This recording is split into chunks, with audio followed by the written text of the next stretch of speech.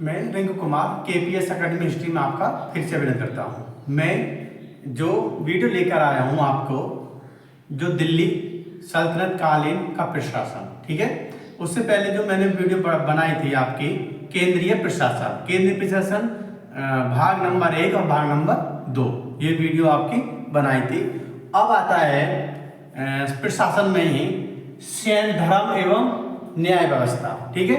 दिल्ली जो सल्तनत कालीन है, जो दिल्ली में जो 5 वंश ने शासक किया था सल्तनत कालीन में, तो उसके बारे में वहाँ का प्रशासन, वहाँ केंद्रीय प्रशासन, न्याय व्यवस्था और धर्म न्याय व्यवस्था और सैन्य व्यवस्था।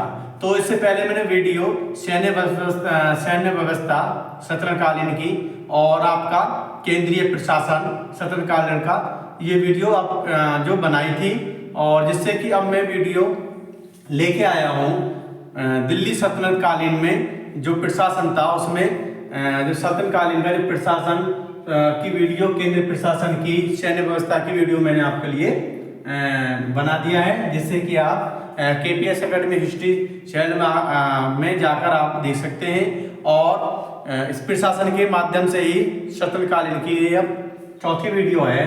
अब जिसमें धर्म एवं न्याय व्यवस्था क्या है, धर्म एवं न्याय व्यवस्था। अब क्या होता है कि जो सल्तनत काल में धार्मिक एवं न्यायिक मामलों के समाधान हेतु एक ही व्यक्ति नियुक्त की जाती थी, ठीक है। कि जो धर्म होता था और न्याय व्यवस्था होता था, तो उसमें एक ही व्यक्ति को नियुक्त किया जाता था। जैसे वर्णी ने, ठीक है, जिससे वर्णी ने क्या बोला है उसको, सदर-ए-जहां, ठीक है, पद सदर-ए-जहां काजी उल कुजात कहकर संबोधित किया जाता था। किस नाम को? क्योंकि इसका काम क्या था, धार्मिक व जो न्याय था, जो न्यायिक मामले थे, ये एक व्यक्ति करता था, और वर्णी ने उस व्यक्ति को जो संबोधित किया है सदर-ए-जहां काजी उल कुजात कहकर संबोधित किया है। और जब यह व्यक्ति धार्मिक विवादों का समाधान करता था, कौन सा, काजी उल कुजात सदर-ए-जहां, तो ये उल्लेख है, जब ये धार्मिक विवादों का समाधान करता था तो उसे सदर-ए-जहां, ठीक है, धार्मिक विवादों का जो समाधान करता था, जब वह व्यक्ति, क्योंकि एक व्यक्ति को चुना है, जब वह व्यक्ति धार्मिक विवादों का समाधान करता था तो उसको क्या बोला जाता, सदर-ए-जहां अथवा सदर-ए-सुदूर कहा जाता था। लेकिन जब वह व्यक्ति न्याय मामले को देखता था और उनका समाधान करता था तो उसको बोला जाता है काजी उल कुजात, ठीक है। तो इसमें पॉइंट आता है कि क्या आता है कि न्याय और धार्मिक जो नीति व्यवस्था थी वो एक व्यक्ति करता था, जो वर्णी ने उसको जो बोला है सदर-ए-जहां काजी उल कुजात बोला है, ठीक है। जब वो धार्मिक विवादों का समाधान करता था तो उसको बोला जाता था सदर-ए-जहां या सदर-ए-सुदूर, ठीक है। और यदि वो न्याय मामलों का समाधान, विवादों का समाधान करता था तो उसको क्या बोला जाता है, काजी उल कुजात कहा जाता है। अब धार्मिक व न्याय मामले का सर्वोच्च अधिकारी होता था, इनका भी जो सर्वोच्च अधिकारी होता था, न्यायालय व धार्मिक जो सर्वोच्च अधिकारी होता, इनसे भी बड़ा जो पद होता था उसको वो जो पद होता था तो क्या होता था, वो सुल्तान का होता था। और सुल्तान के बाद में काजी मुफ्ती, ठीक है, 2 व्यक्ति थे, काजी मुफ्ती सहायता से धार्मिक व न्याय मामलों का समाधान किया जाता था। और सुल्तान का दिन 3 काजी 3 मुफ्ती नियुक्त किया जाते थे। तो इसमें क्या था, धर्म एवं न्याय व्यवस्था में कि ये सल्तनत कालीन में धर्म एवं न्याय व्यवस्था को देखने वाला एक व्यक्ति होता था, ठीक है, जिसे वर्णी ने उसको क्या बोला है, सदर-ए-जहां और काजी उल कुजात कहकर संबोधित किया है। और धार्मिक विवादों का जो समाधान करता था, धार्मिक विवादों को सॉल्व करता था, तो उसको क्या बोला जाता है, उसको सदर-ए-जहां अथवा सदर-ए-सुदूर बोला जाता है। और जब भी क्योंकि क्या बोला जाता है, धार्मिक विवादों का समाधान करता था, उसको बोला जाता है सदर-ए-जहां या सदर-ए-सुदूर।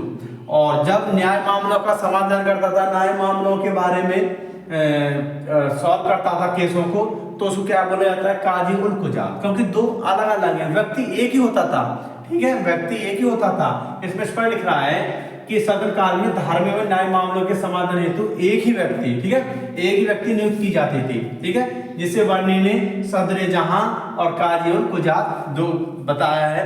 वो व्यक्ति जब धार्मिक विवादों का समाधान करता था तो उसको उसी व्यक्ति को बोला जाता सदर जहां, ठीक, अथवा सदर सुदूर। और वही व्यक्ति न्याय मामलों को देखता था तो उसको क्या बोला जाता, काजी उल कुजात बोला जाता था, ठीक है। और धार्मिक और न्याय मामलों का सर्वोच्च अधिकारी होता था इन दोनों का, कौन होता था, सुल्तान होता था, मतलब शासक होता था, जो सुल्तान होता था वो होता था। सुल्तान के की सहायता करने के लिए काजी और मुफ्ती, ठीक है, कौन, सुल्तान की सहायता करने के लिए काजी और मुफ्ती, 3 काजी होते थे और 3 मुफ्ती होते थे, ठीक है, जो नियुक्त किए जाते थे। और इस पर देखें हम धर्म एवं न्याय व्यवस्था, ठीक।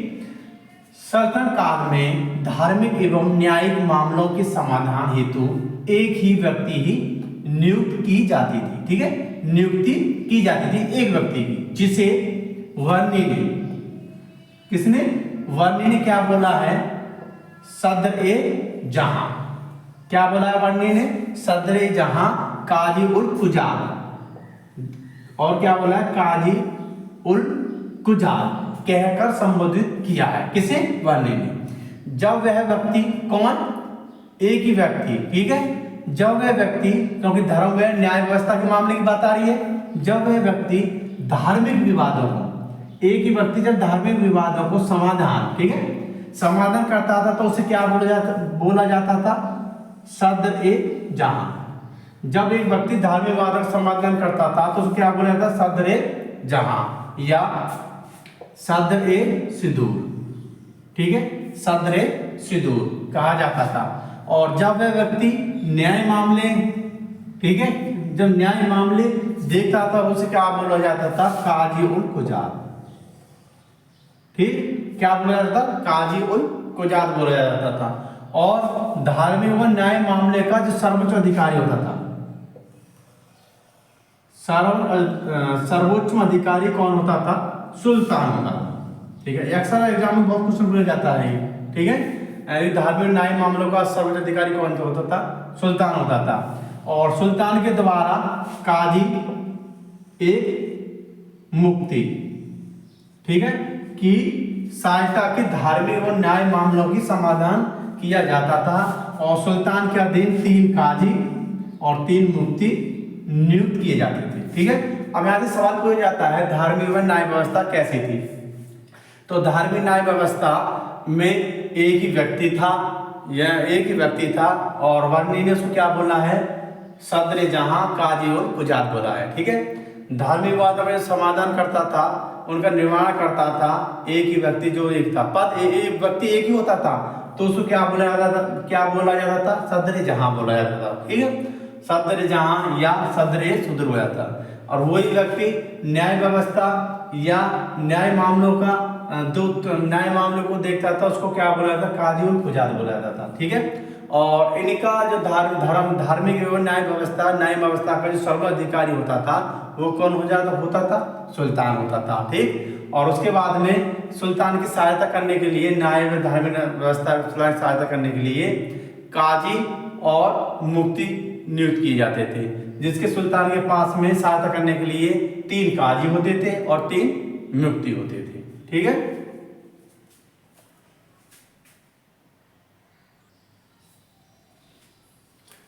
न्याय निर्णय हेतु, ठीक है, जब धार्मिक व न्याय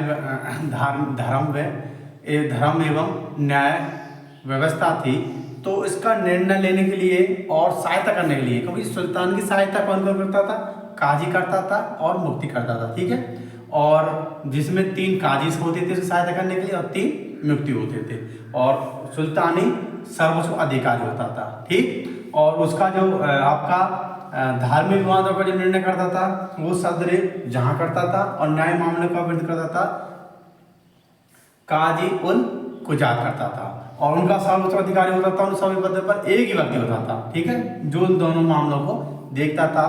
और आपका इनका जो सर्वोच्च अधिकारी होता था सुल्तान होता था, और सुल्तान की सहायता करने के लिए काजी और मुफ्ती की नियुक्ति होती थी, जिसमें सहायता करने के लिए सुल्तान की 3 मुफ्ती और 3 काजी नियुक्त किए जाते थे। और न्याय निर्णय हेतु, ठीक है, न्याय निर्णय हेतु कुरान, हदीस, इज्जत, कयास का सहारा लिया जाता था। किसका सहारा लिया जाता था न्याय निर्णय हेतु? कुरान का, हदीस का और इज्जत का और कयास का सहारा लिया जाता था। अब ये कुरान, काजी, मुफ्ती, हदीस, इज्जत और कयास क्या क्या है इसके बारे में अब बताता हूँ। काजी, काजी क्या काम था? न्यायविद व न्याय मामलों का जानकार होता था और वो उसके बारे में अच्छी तरह से जानता था। जो न्याय मामले होते थे उनका जानकार होता था कौन? काजी, काजी। और मुफ्ती क्या होता था? इस्लामी कानून का व्याख्याकार होता था, ठीक है। इसको इस्लामी कानून के बारे में काफी व्याख्याकार था, काफी ये जानता था। उसके बाद में कुरान, कुरान आप जानती हैं, कुरान इस्लामी विधि थी जो शरीयत का मूल स्रोत है।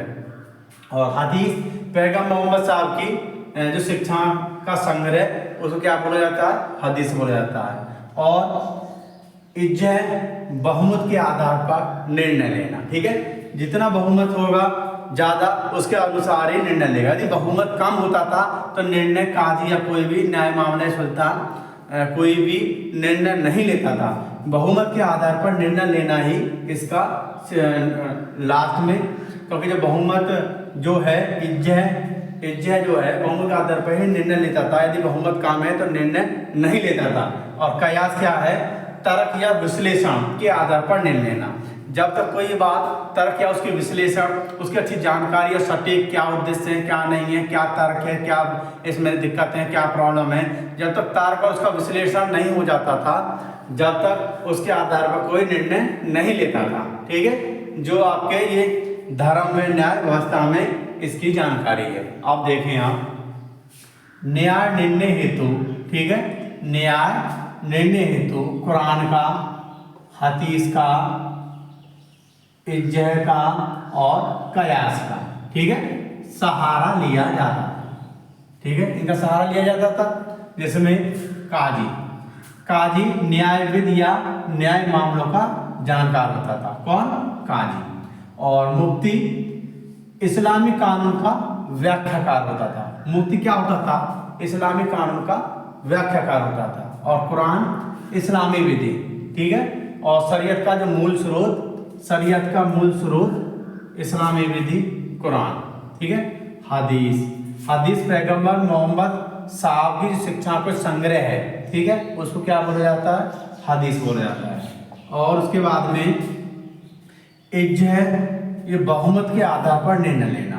जब बहुमत होता था, जैसे 100% है तो 30% बहुमत मिला है और 70% नहीं मिला है तो कोई निर्णय नहीं लेता था। और जैसे 100 में जो 70% या 60% बहुमत मिला है तो निर्णय लेने का अधिकार था, ठीक है।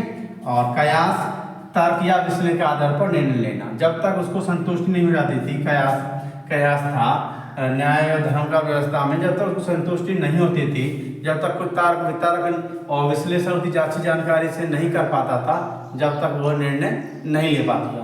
अब आपको बताएं एग्जाम में कि एग्जाम के इनके बारे में पूछा जाता है। अक्सर एग्जाम में इनके बारे में पूछा जाता है। काजी क्या है? ऑप्शन दे दिया काजी क्या है, ठीक है। तो नीचे 4 ऑप्शन आएंगे, उसमें से एक हेडिंग दे देगा, ठीक है, न्याय मामलों का जानकार। और जैसे मुफ्ती क्या है? इस्लामी कानून का व्याख्या। तो ये ऊपर प्रश्न में पूछेगा मुफ्ती क्या है, तो ऐसे क्वेश्चन पूछे जाते हैं। मुफ्ती क्या है? कुरान, हदीस, कयास क्या है?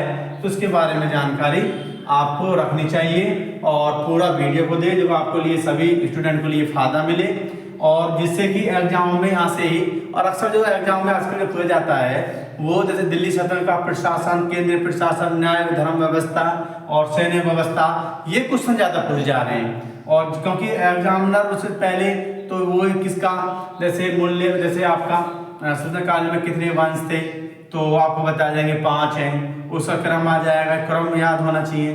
तो अब ये ऐसा क्वेश्चन नहीं हो गया, उनका शासन, प्रशासन, केंद्रीय धर्म न्याय व्यवस्था और सैन्य व्यवस्था, ये ऐसे यहाँ से क्वेश्चन अक्सर पूछे जाते हैं। और KPS एकेडमी हिस्ट्री चैनल को सब्सक्राइब करें, लाइक करें, बेल आइकन को पुश करें और अपने दोस्तों के लिए शेयर करें, जो उनको भी इस वीडियो के माध्यम से उनको भी फायदा मिले। और पूरा वीडियो को देखें और लाइक करें, वीडियो को कमेंट करें। और यदि कोई दिक्कत है या कोई परेशानी है किसी भी जैसे हिस्ट्री सब्जेक्ट में, किसमें, हिस्ट्री सब्जेक्ट में, तो आपको मैंने नंबर बताया है कि 8057 62 19 में पर्सन नंबर है, व्हाट्सअप इस पर कर सकते हैं क्वेश्चन के मामले, पूछने के मामले, जिससे जो कोई क्वेश्चन होगा अधिक से अधिक आपको संतुष्ट करना चाहूँगा।